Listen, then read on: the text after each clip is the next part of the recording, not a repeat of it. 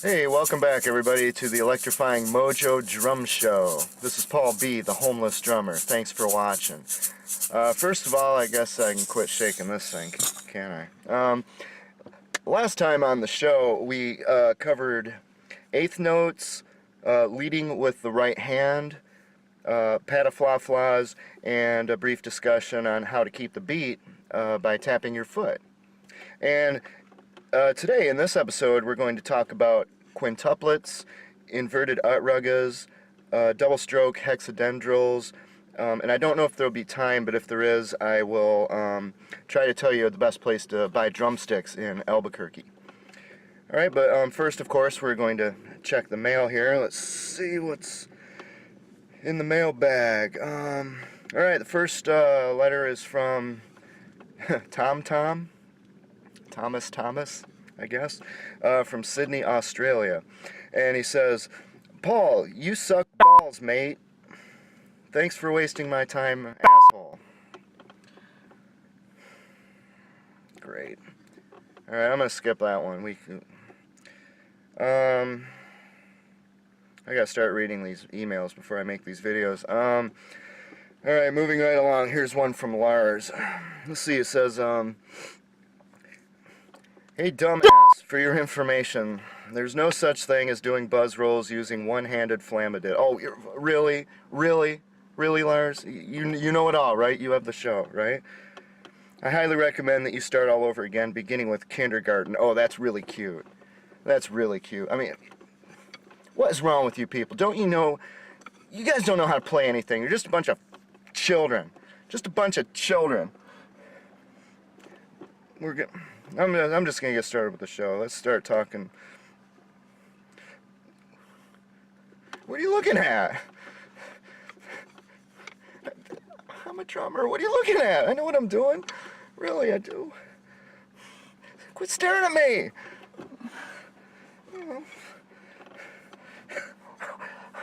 Okay, I'm a fraud. I'm a fraud. I suck at drums. I admit it. I suck. I have no business doing a show like this. I know. What can I do? But you know what? I'm homeless and I live in a car, so I can do anything I please. That's the only good thing about it.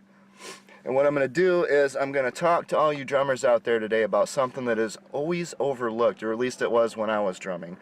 How to practice your drums with great music. And I should give you a little background on me. Now, my channel, The Homeless Consultant, I am doing a series called How Not to Do Business.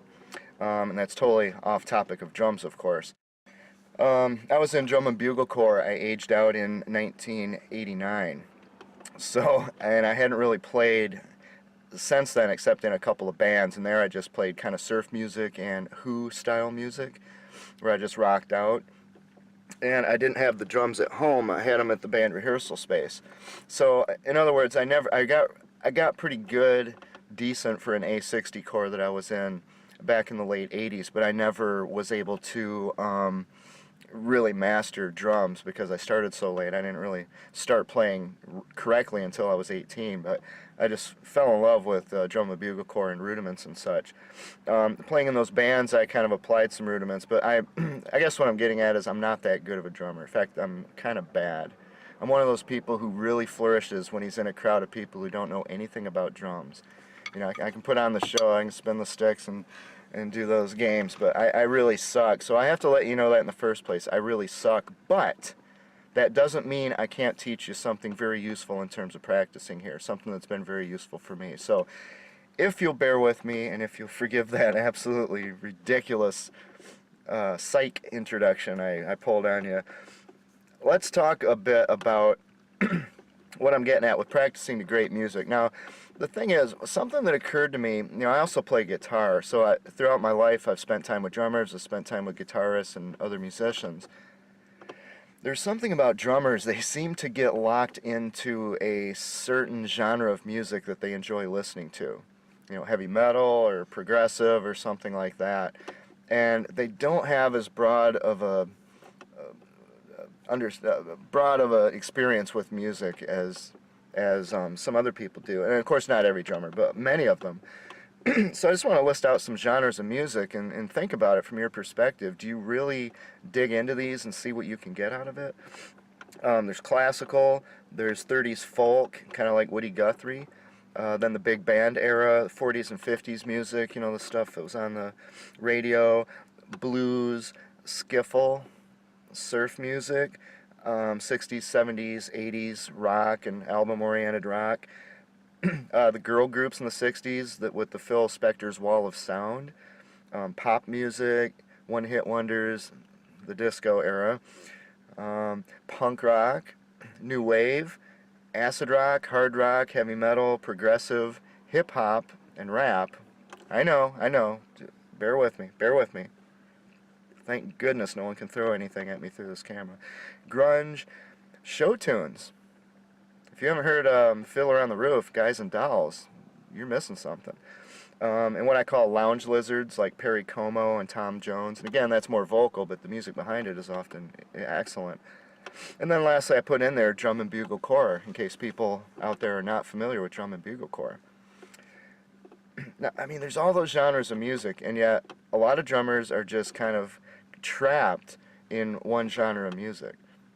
And the thing is, their style ends up, you know, copying that, and it gets kind of mechanical. So what I'm going to suggest to you today is that one way of practicing drums, and I really love this way of doing it because it complements the more formal practice when you're, you know, working on rudiments and such, and you're doing warm-ups.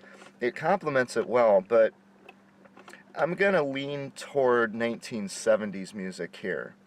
I'll touch on some others, and I'm probably going to bring up some songs you've never heard before, but I'm going to lean towards 70s music, and here's why. And 60s. In the 60s and the 70s, before we started having drum machines and these kind of productions where even live, you know, the drummers had a metronome in their ear or something. Back then, either the band really didn't stay in tempo that well, but it was okay because it gave it a real, you know, warm feel to it, a real groove, or the bands got so good at playing off of each other that they could compensate for changes, fluctuations in dynamic, unexpected fluctuations in dynamics and tempo and such.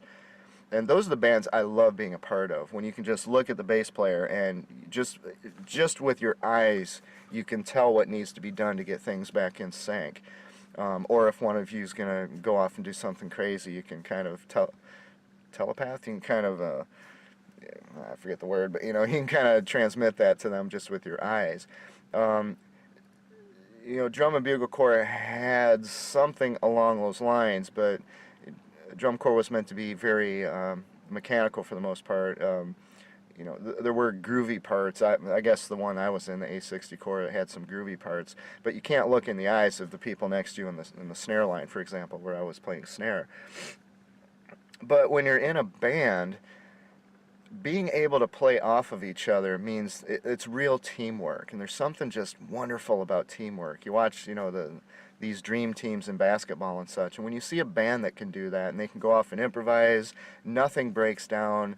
If something goes wrong, they're able to compensate. If someone has to swap out a guitar while they're playing, they break a string, or they break a stick, or their cymbal falls over or something. You know, I mean, they just keep on plugging away, and I just love that kind of thing. And what makes it special is it has such a humanity to it. And the thing that we lost in the 90s, I think, with you know, hip-hop and rap, which has its own value, but the thing that we lost with the drum machines is more than obvious, other than employment for drummers. We lost that human warmth, and it's such a subtle thing. It's really hard to, you know, qualify. It's just really hard to explain. You just have to feel it. And that's where I get to this part about drummers having a bad habit of limiting themselves to only a few genres.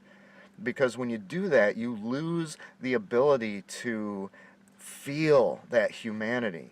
You know, if you don't understand what they were going for in the big band era versus what they were going for with the Dead Kennedys in punk or Refused or something like that, and then the hair bands of the 80s, if you don't understand what they were going for and you can't feel what they were feeling, then you're not going to appreciate that vibe. And it's true for classical as well. For the longest time, there's some genres I fought off. And you know what? I just thought I left country and western off of there. You know, I'm just now starting to appreciate country and western. And but I didn't appreciate classical for too long. I didn't appreciate many genres for too long. Now I just love the 40s. Yeah, the 40s, World War II era. So again, I'm going to focus here on 70s because in the 70s we had these awesome one-hit wonders and these bands that came out of garages and they were able to do it. And some of them lasted a long time, some of them didn't last too long. But they were able to do it. They were able to go on these shows, and if they had the lip sync, they could pull it off, and they were often just laughing while they're playing. But they're having a great time, and it just, the humanity of it was so wonderful. And if you don't believe me, then go listen to the latest, you know, I don't even know who's big today. Katy Perry, I guess. She's still around. Britney Spears, the Bieber guy, that guy's, I don't know. Are these people still around? Listen to these people for a while. And then go listen to the song "Listen to the Music" by the Doobie Brothers, and just feel that groove and the vibe of it, the humanity of it. Somewhere when music got corporatized in the 80s, we lost that. So that's kind of why I'm going to focus on the 70s. But the music I'm going to pull up comes from all different eras. So, and again, I'm just kind of explaining what I'm getting at here. Recently I started playing in a church worship band, something I've never done before, and it was quite an experience, because if nothing else, I'd like to think I'm pretty good at keeping a beat when I'm the dude in charge, which is what the drummer's supposed to be, right?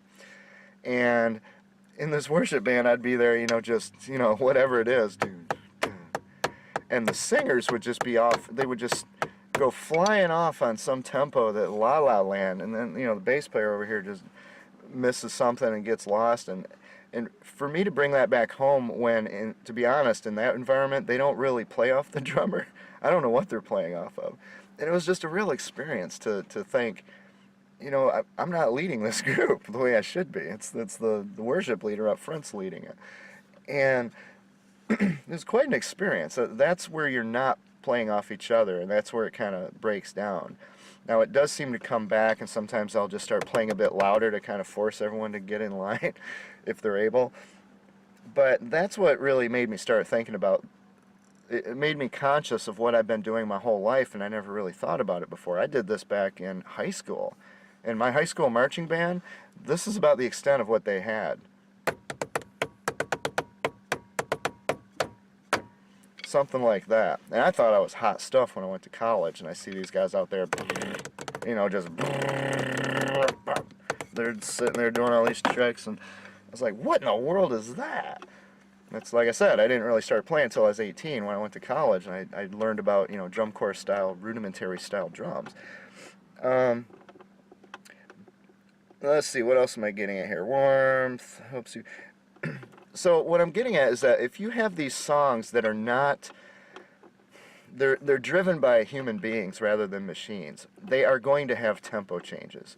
They're going to have feel changes, and they're so subtle you really have to study the songs. You have to know the songs inside out to notice them. And especially if you can get live versions, you can see where this really happens.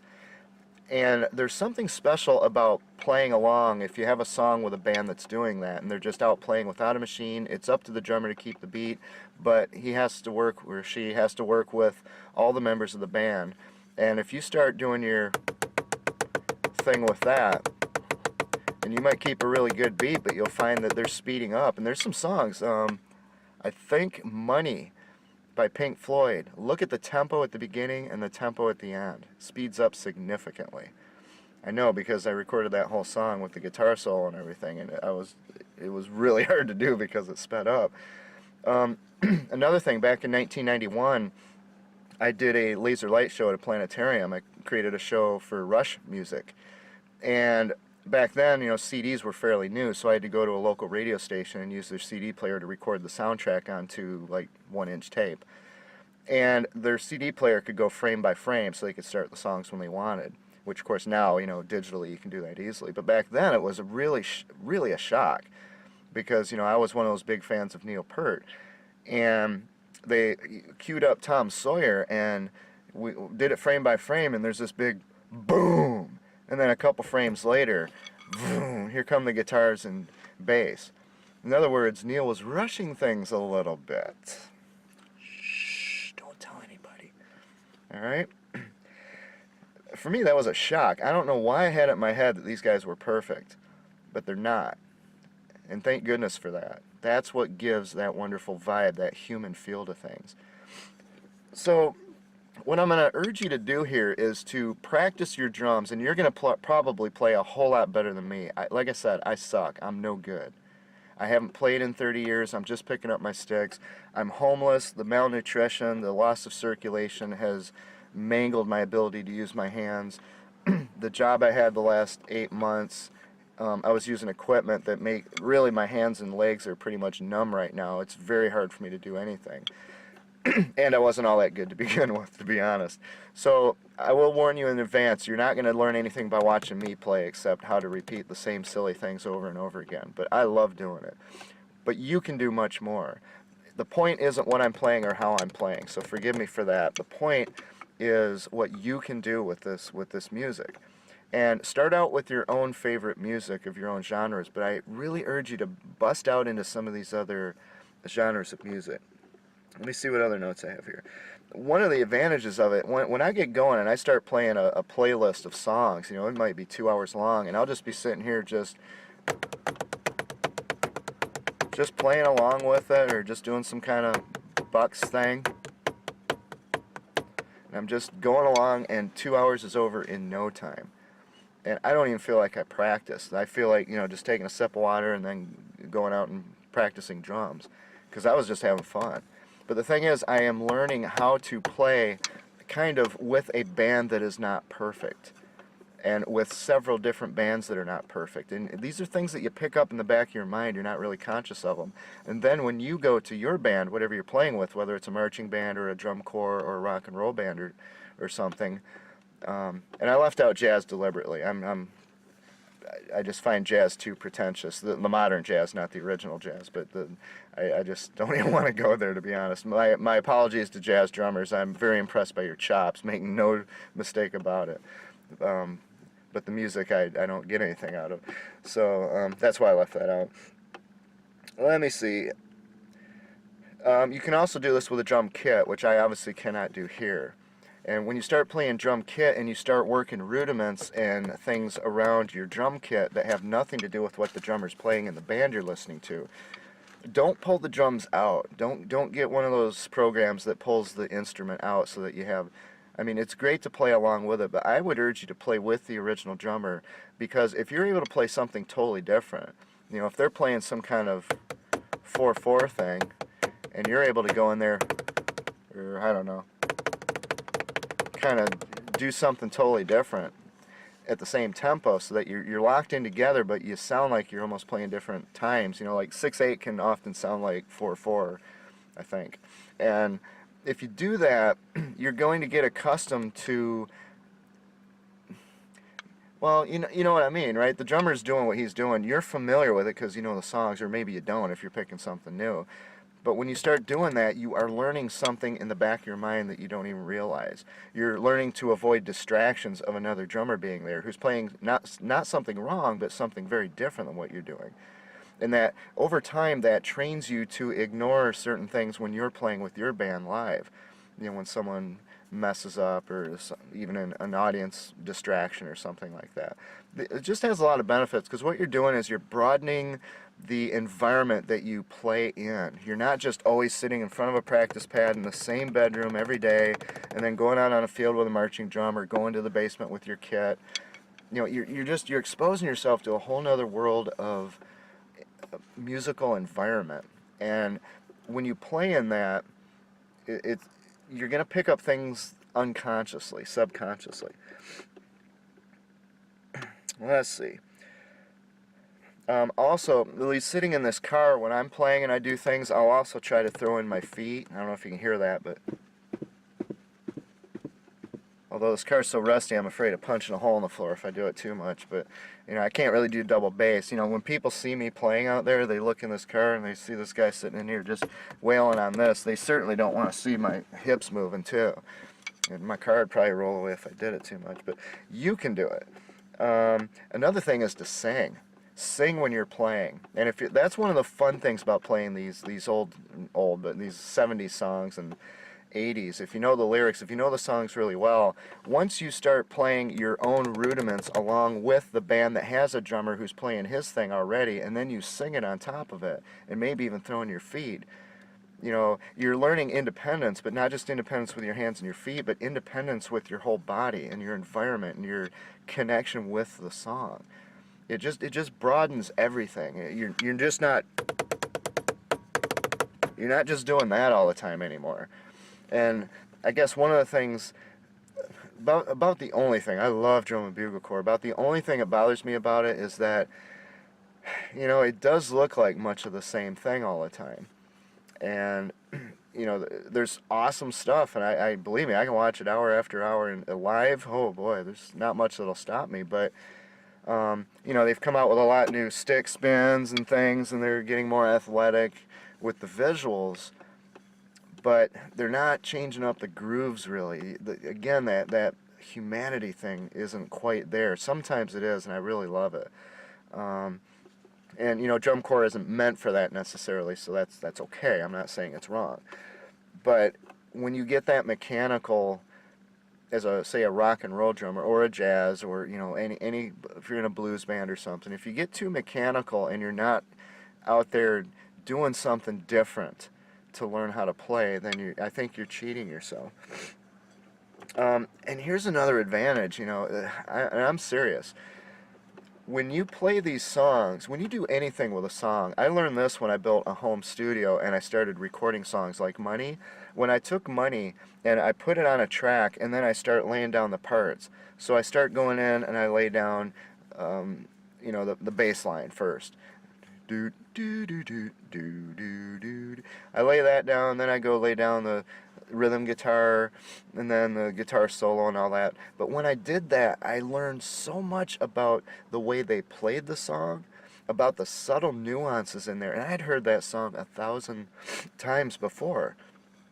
But once I started taking it apart to record it myself, I started learning all these things. And this was without using those tools that pull out drums and vocals, you know, vocal removers, instrument removers. This is listening to the real song, the whole ensemble. And when you start doing that to all these songs, you really learn stuff about just the subtleties of what that song was about. And to me, it makes those songs really, really special. You learn things about composition and different styles of the players in the band and whether they mesh or not and how. These are things you can apply when you're playing with your group. You learn about their you know, tunings. How are they tuning the drums? And most people have a, you know, a difference between a nice popping snare and kind of a crunchy snare.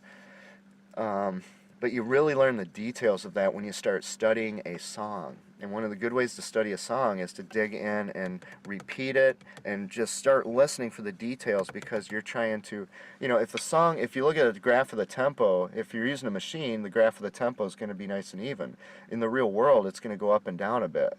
You know, it's just natural. It's going to speed up, slow down, or in the case of Money, it might just speed up the whole time. And when you start playing your rudiments with that, you have to adjust to that, because again, your goal still is to hit the downbeat on the downbeat. But when is the downbeat? You don't necessarily know. I mean, if you were to zoom in on it with a microscope, you don't necessarily know. So this is what I have to say to as an idea for how to rehearse, and I can't stress enough how much I think this will help you. And you can use your own favorite music, make up a playlist, and start getting in the habit of maybe spending an hour playing through those songs and just sit with them and start doing rudiments. Just make up whatever you want. You might even come up with a regimen. You know, way back when I had my own set regimen. I would go from, you know, from the single stroke to the double stroke, and I would just keep repeating that over and over throughout the song while the song's going all over the place. And I just think there's so many benefits to doing this rather than using, not rather than, but in addition to rehearsal where you're using a metronome and you're learning how to keep really good time. Of course you want to keep good time. I'm not trying to distract anyone from that. I'm just saying that there is a real world out there outside of YouTube. And in the real world, drummers tend to speed things up. Let's face it, you know, the old knocking at the door joke. Alright, so I'm going to give you just some examples here. I'm going to let me turn on the car, hope my battery doesn't die. I'm going to just play some pieces of songs, and I'm just going to hack on my steering wheel, which is where I have to play. It's very awkward because I'm basically playing up. It's as if you were playing on a wall, or a slightly tilted wall. I'm not playing down like this, and my elbow gets hit, and it just slides right off the wheels. And like if I didn't mention already, I'm not a very good player. But I'm just going to play out some things and give you an idea, and as I do that, you know, listen to the songs and think about what you would do. You know, what would you do? Is this a good time to work on some, like, try to get your, because I'm really weak on triplet rolls. Always have been, but there's some songs that have this nice kick and groove that just fits in. And as I do it, I notice how jumpy and, you know, how my triplets are just not nice and smooth. So you can think of the whole song as just a huge complex metronome. And as you try to nail it, as you can get the first, you know, da da da da, but are the other ones coming in at the right time? And if you start talking or singing, do you just completely fall apart like I do? You know, and this is just how you learn things about your own style, your own way of playing that you may not have known. So let's see here if this will work. So here's a song from the band Love called "A House Is Not a Motel."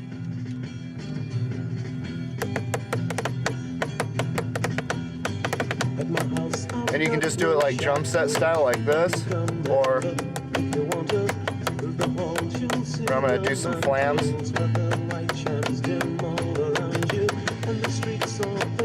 Or maybe a double stroke roll, just practice.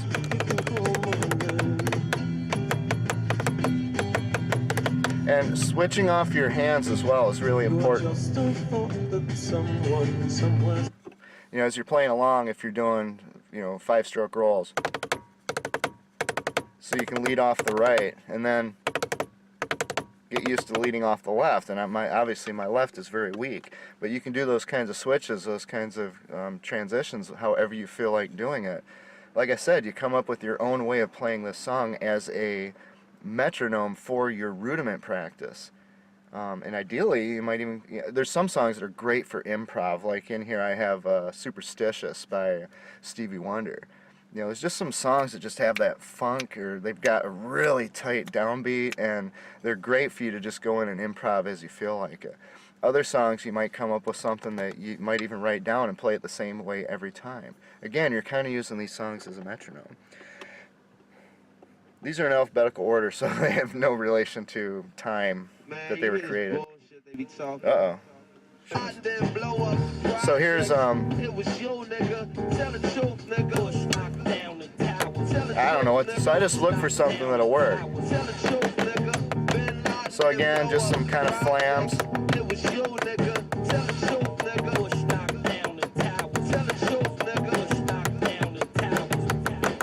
No allegiance, nigga, fuck the president's speeches. I'm baptized by America and covered in leeches. The dirty water that bleaches your soul and your facial. That's hard to do. Propaganda that they spit through the speakers. See, now they're using a machine there. That's obviously, you know, hip-hop. That's Immortal technique, the Bin Laden remix. They're using a machine there. So there's nothing wrong with that. You lose that human part of it, but there's still a certain funkiness to it because of the way that they're rapping those lyrics, if you know what I mean. So, in other words, there's nothing wrong with using songs that have a machine in it, but, you know, just as part of your set of songs that you're using to do this with. Now here's an old 60s song no one's ever heard of, one of the greatest albums ever made, Odyssey and Oracle by the Zombies. This is just a fun, happy song. Good morning to you, I hope you're feeling better, baby. Thinking of me while you are far away. Counting the days until they set you free again. Writing this letter, hoping you're okay. might be kind of loud. You can also do, you know, if you're practicing 5-7 stroke rolls or whatever.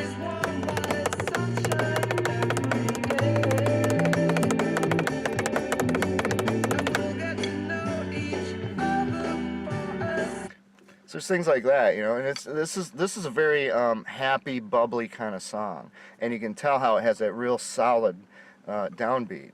But again, it's recorded in 1967. In fact, no one's ever heard of that album because, well, for one thing, the band broke up as soon as they released Odyssey and Oracle, but it came out about the same time as Sgt. Pepper's Lonely Hearts Club Band, so it was overshadowed.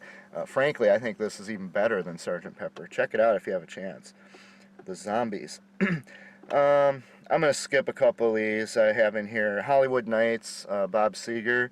You know, it's got that dun, has that chugging thing going. Wow, I just completely ran out of battery power. I don't even know why. I haven't used that camera very much today. You know what, it's probably a good thing because I would have just kept going on doing what I'm doing. I think you get the point. I'm going to take these songs and list them in the description for this video because I think that these songs in particular, they have a certain quality that makes them effective for playing. So again, some of them are really good for working on just, you know, if you're going from single stroke to double stroke rolls, so, and you're trying to get used to switching those at different tempos, of course. And remember, when I say tempo, the tempo isn't smooth. It's going a little back and forth, maybe even a little faster throughout the song. It depends on the human nature of the band in question. But that's what makes it so fascinating. And I think that's what makes it such an interesting study for drummers. And it's something that seems to be overlooked because we're always seeking perfection, which is great, but we'll never reach perfection. And the thing is, if we kind of lose our humanity in the process, if we lose that human, you know, ability to groove, there's no machine that can groove. They can put out a funky beat after a human programs it, and maybe with a random generator of some sort, but only humans can groove. And frankly, only humans can rock. And only humans can funk, if I'm allowed to say that on YouTube.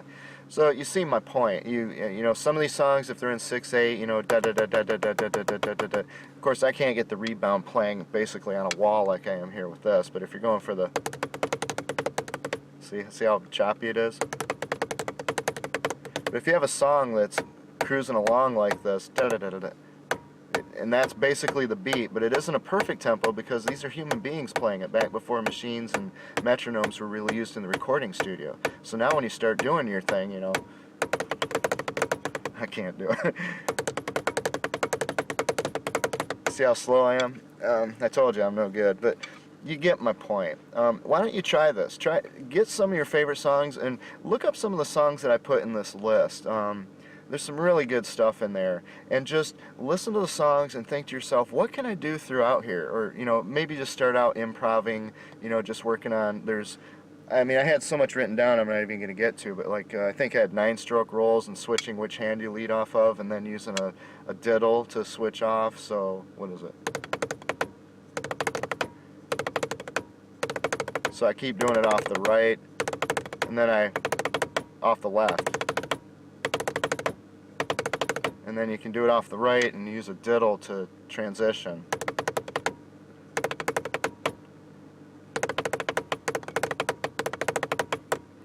I can't remember how to do it though.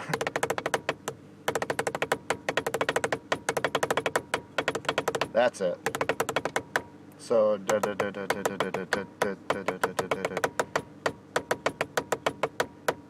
so you're leading off the right, then the left.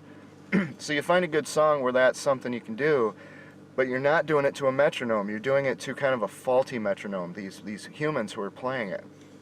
So anyway, this is my idea. For whatever it's worth, leave a comment and let me know how it worked for you. But I think it's a good lifelong habit to get into. There's so many benefits to it in terms of your playing. It complements your more mechanical rehearsal very well. And the truth is, it's going to bring you in closer touch to this wonderful music in all these genres out there. It's going to bring you more in touch with that music, maybe than you ever thought was really possible. because again, I see too many drummers who just get stuck in a rut of heavy metal or hard rock or this, that, you know, jazz or blues, and there's so much more out there, and there's so much more that you can learn from, and when you do that, you'll start to appreciate these genres for what they are. And you know what? You pick up a new genre that you like if you suddenly find that you start to understand the appreciation for surf music, you've got, you know, 10,000 songs out there just waiting for you to go find right now. You don't have to wait for the next album of your favorite band to come out. You can just go out investigating now. So hopefully you'll find this idea exciting and useful.